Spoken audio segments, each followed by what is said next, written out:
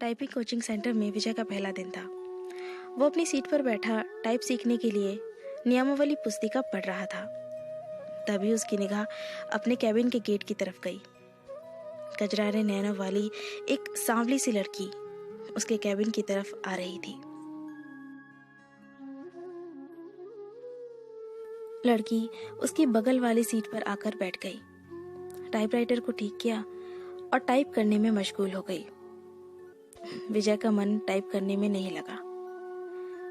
वो किसी भी हालत में उस लड़की से बातें करना चाह रहा था। वो टाइपराइटर पर कागज लगाकर बैठ गया और लड़की को देखने लगा।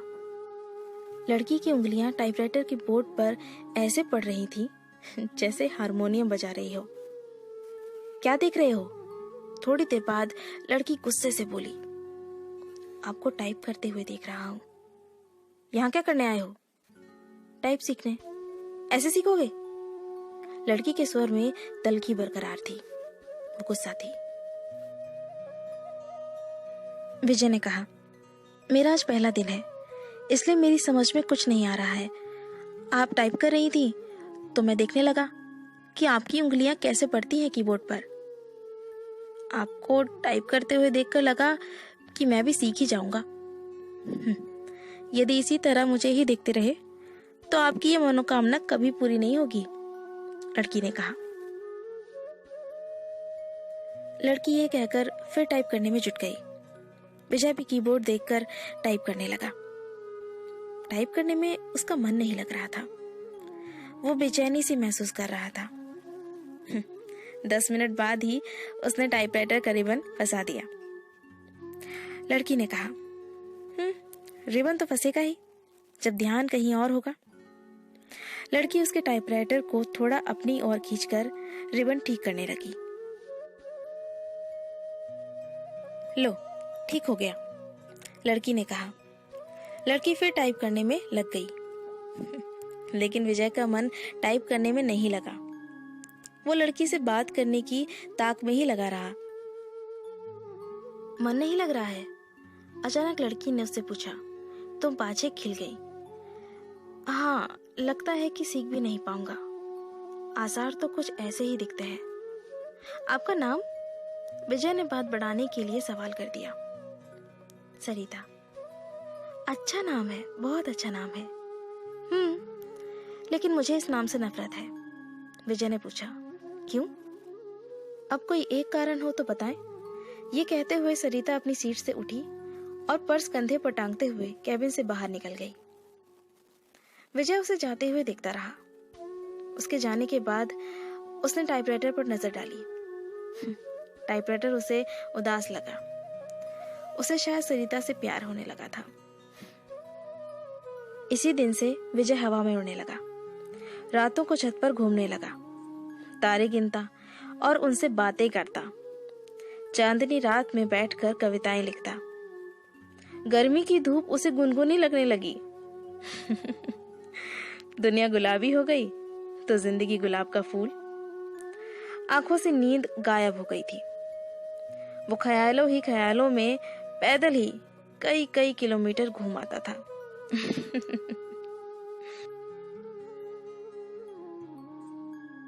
अपनी इस स्थिति के बारे में उसने अपने एक दोस्त को बताया तो उसने कहा, तुम्हें प्यार हो गया है।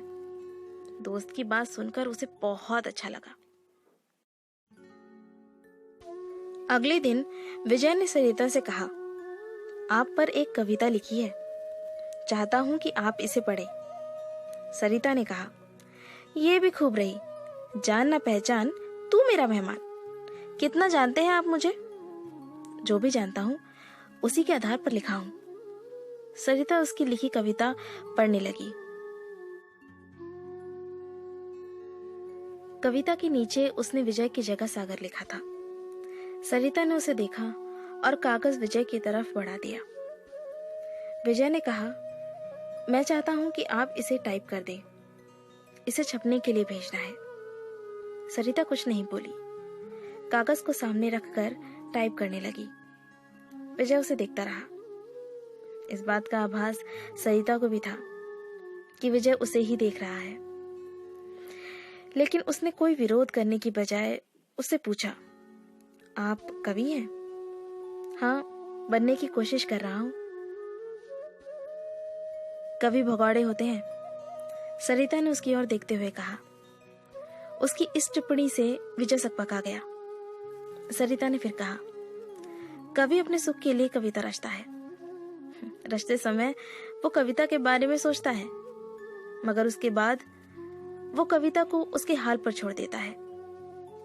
कविता जब संकट में होती है तो कवि कविता के पक्ष में खड़ा नहीं होता। विजय ने पूछा, यह आप कैसे जानती हैं? मैं समझती हूँ कि आदमी की जिंदगी भी एक कविता है। मेरी जिंदगी भी एक कविता है। मेरी जिंदगी मुझे अच्छी नहीं लगती, इसलिए कविता भी मुझे अच्छी नहीं लगती। अरे वाह, आप तो कवि हैं, विजय ने कहा। हाँ, अभी आपने जो कहा वो तो कविता है, सरिता ने कहा। नहीं, कविता नहीं, कविता का प्रलाप है, उसकी वेदना जो उस कवि के कारण उपजी है जिसने मेरी जिंदगी की रचना की। इतना कहकर सरिता कैबिन से बाहर चली गई और विजय सोचता रहा कि कैसी है ये। आज उन्होंने बहुत अधिक बातें की। उनके वार्तालाप को देखकर टाइपिंग इंस्टीट्यूट चलाने वाली मैडम ने उनके पास आकर कहा कि आजकल तो तुम काफी खुश हो सरिता। बदले में सरिता केवल मुस्कुराई। विजय भी मुस्कुराया। तो क्या मेरे प्यार की गंध इसे भी लग गई? उसने सोचा। मगर उसके अगले दिन से ही 1 सप्ताह तक सरिता टाइपिंग स्कूल नहीं आई। विजय बहुत परेशान हो गया। विजय रोज आता रहा और निराश होकर वापस घर जाता रहा। 8वें दिन सरिता के आते ही वो पूछ बैठा कि 1 सप्ताह तक कहाँ थी, आई क्यों नहीं? जिंदगी में बहुत दिक्कतें हैं, कहते हुए सरिता अपनी सीट पर बैठ गई। विजय ने सवाल किया, क्या हो गया? मेरी बहन जो बीए कर रही है किसी लड़के के साथ चली गई। दोनों बिना शादी के ही एक साथ रह रहे हैं। ऐसा क्यों किया? उसका कहना है कि यदि वो ऐसा ना करती तो उसकी शादी ही नहीं हो पाती। विजय ने पूछा, मतलब? हमारे घर के आर्थिक हालात। इतना कहकर सरिता चुप हो गई। विजय ने कहा, मुझे नहीं लगता कि आपकी बहन ने गलत किया है। आजकल की युवा पीढ़ी विद्रोही हो गई है। वो परंपराओं को तोड़कर नई नैतिकता गढ़ रही है। समय के साथ सब ठीक हो जाएगा। सरिता ने कहा, हाँ, पर माँ तो नहीं समझती। हाँ, उनके लिए समझना थोड़ा मुश्किल है, लेकिन आजकल सब चलता है।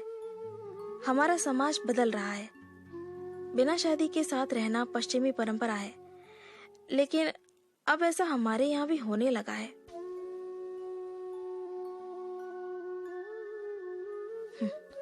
हाँ, बैठकर सपनों के राजकुमार का इंतजार करने से तो बेहतर ही है ना कि जो हाथ थाम ले उसके साथ चल दिया जाए। चाहे 4 दिन ही सही, जिंदगी में बाहर तो आएगी। विजय को लगा कि कह दे कि फिर तुम मेरे साथ क्यों नहीं चली चलती, हम शादी कर लेते हैं। पर वो कह नहीं पाया। जानते हो, मेरी एक बहन 12वीं में पढ़ रही है। उसका भी एक लड़के से प्रेम चल रहा है। वो दोनों एक दूसरे से शादी करने को तैयार हैं। अगले साल बालिग होते ही दोनों शादी कर लेंगे। विजय के मन में आया कि कह दे कि अच्छा ही है, वो अपने आप वर खोज ले तो तुम्हें परेशानी नहीं होगी। वैसे भी 5,000 की नौकरी में तुम कौन सा राजकुमार उन्हें दे दोगी। अच्छा है कि वो अपने अपने प्रेमियों के साथ भाग जाए।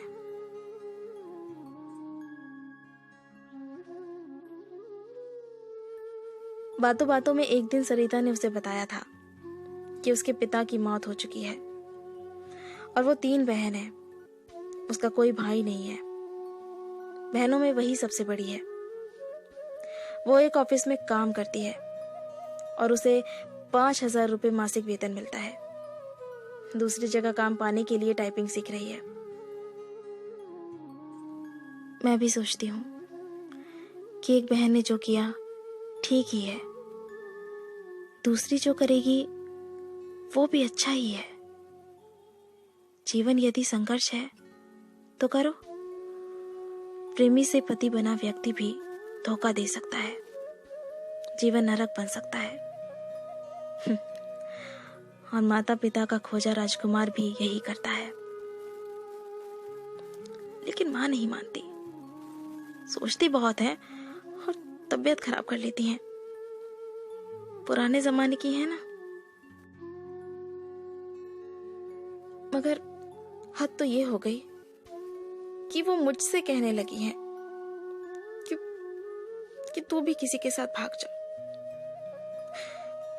मैं उन्हें इस हाल में छोड़कर किसके साथ। सरिता रो पड़ी। विजय की समझ में नहीं आया कि वो क्या कहे और क्या करे। स्थिति को सरिता समझ गई तो खुद पर काबू किया और फिर से टाइप करने लगी। 10 मिनट बाद सरिता उठी और बिना बोले ही चली गई। विजय की इच्छा हुई कि वो उसके पीछे पीछे चला जाए, लेकिन वो बैठा रहा और उसे जाते हुए देखता रहा।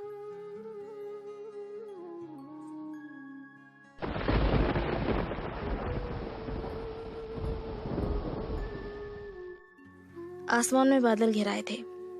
इस कारण परिवेश में अंधेरा पसर गया था। रह रहकर आसमान में बिजली चमकती और बादल गरजते। ऐसे मौसम में भी विजय टाइपिंग स्कूल जाने के लिए तैयार था। वो सरिता से मिलना चाहता था। जब वो घर से निकला तो बूंदाबांदी शुरू हो चुकी थी। फिर भी वो तेज कदमों से टाइपिंग स्कूल की तरफ बढ़ने लगा। कुछ ही दूर गया कि बारिश तेज हो गई। सड़क पर चल रहे लोग भागकर किसी छांव में खड़े हो गए, पर वो अपनी मस्ती में भीगता हुआ चलता रहा।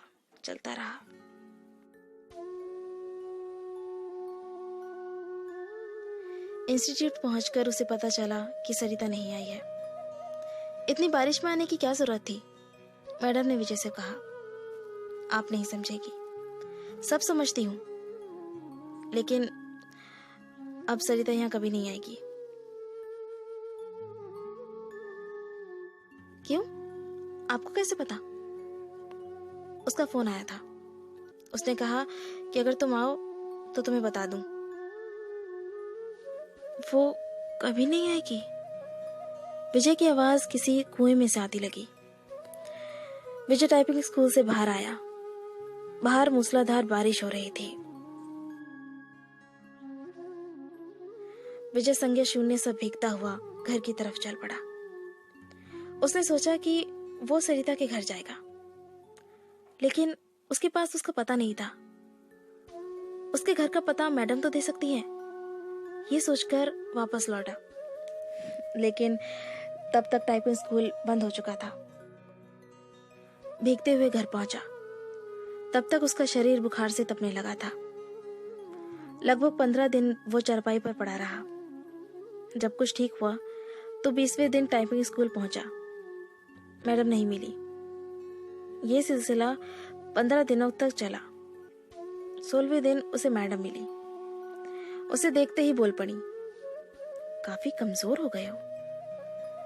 विजय ने कहा, हाँ, उस दिन बारिश में भीगा तो बीमार हो गया था।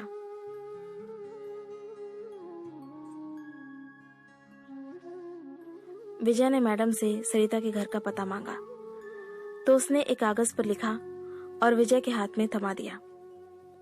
मैडम को धन्यवाद बोलकर विजय चल पड़ा। वो आज ही सरिता से मिलना चाहता था। जब वो मैडम के दिए हुए पते पर पहुंचा तो वहां ताला लगा था।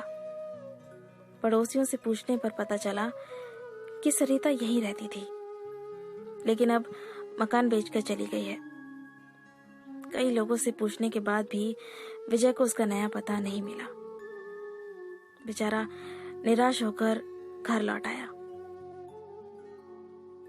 सरिता के इस व्यवहार से उसे काफी धक्का लगा।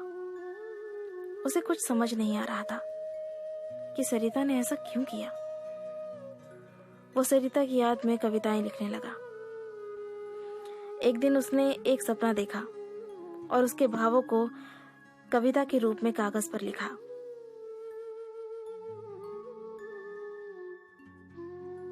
विजय की इस कविता को पत्रिका में छपे 1 माह से अधिक हो गया है, लेकिन उसके पास इस बार भी अब तक सरिता का कोई पत्र या फोन नहीं आया है।